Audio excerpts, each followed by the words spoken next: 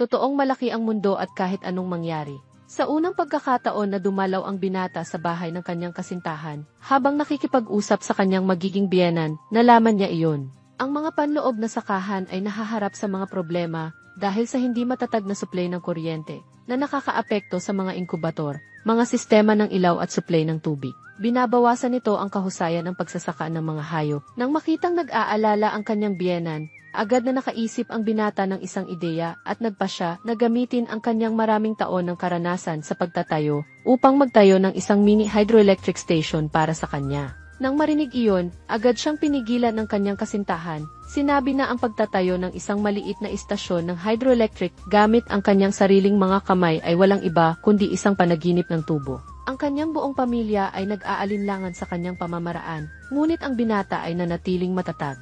Sinabi niya at ginawa, agad na sinimulan ang pagsukat ng bilis at daloy ng batis, pagtukoy ng angkop na lokasyon ng pagtatayo. Pagkatapos ay nagsimula siyang maghukay ng isang daluyan ng tubig. Tinitiyak na ang tubig ay maaaring maubos ng maayos sa panahon ng pagtatayo. Nang maibaon na ang EHC water pipes, ipinagpatuloy niya ang pagtatayo ng pundasyon para sa hydroelectric station. Nagbuhos siya ng matibay na pundasyon ng semento, pagkatapos ay gumamit ng pulang ladrilyo at semento para gumawa ng dam para harangan ang tubig. Kahit na ang proseso ng pagtatayo ay napakahirap sa paggawa, ang binata ay masigasig pa rin na nagtrabaho ayon sa orihinal na disenyo, na tinitiyak na ang bawat hakbang ay isinasagawa ng maingat. Nag-install siya ng generator sa kaliwang bahagi ng dam, gamit ang isang tubo ng tubig upang dalhin ang stream sa turbine, pinaikot ang turbine upang makabuo ng kuryente. Sa hindi inaasahan, pagkatapos lamang ng mahigit kalahating buwan na pagsisikap, isang maganda at kumpletong mini hydroelectric station ang opisyal na inilagay sa operasyon.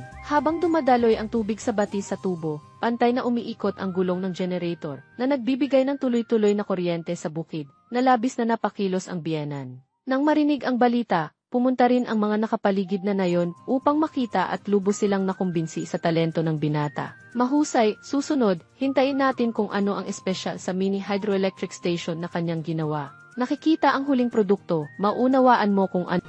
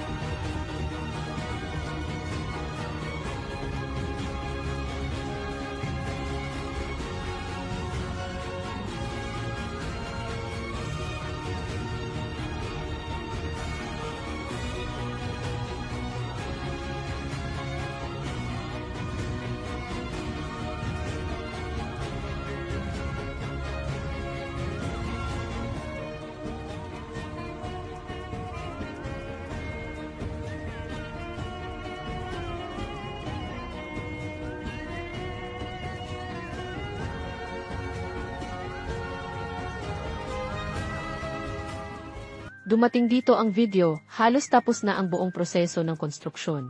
Tulad na nakikita mo, isang fully functional at natatanging dinisenyo na mini hydroelectric power station ay lumitaw sa iyong paningin. Hinaharangan ng retaining wall ang gitna ng batis na lumilikha ng maliit na reservoir ng tubig. Ang generator ay matalinong nakamount sa kaliwa, simple sa disenyo ngunit ganap na gumagana. Ang tuloy-tuloy na daloy ng tubig ay nagpaikot sa turbine. Sinuri ng binata at nakitang stable ang boltahe sa humigit kumulang 220 at madaling umilaw ang bumbilya. Tuwang-tuwa ang biyenan, gumana na rin ang normal ang lighting system at incubator sa bukid. Kahanga-hanga, kaya ilang puntos ang ibibigay mo sa taong ito para sa kanyang craftsmanship. Huwag mag-atubiling mag-iwan ng komento, makita ka sa susunod na video.